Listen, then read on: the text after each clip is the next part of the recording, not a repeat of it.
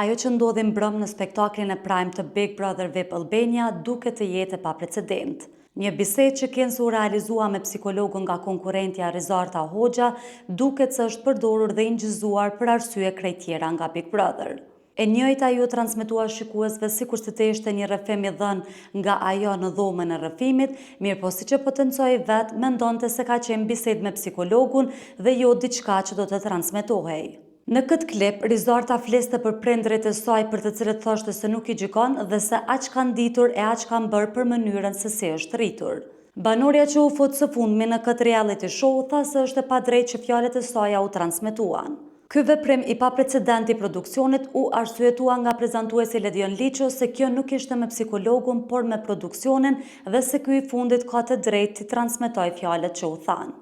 E kjo situatë shkaktoi shqetësim tek publiku që ndoshta me të drejtë ngre pikpyetje se në realitet fjalët që thuan për brenda dhomës së rrëfimit janë situata ku banorët vihen në lajthitje.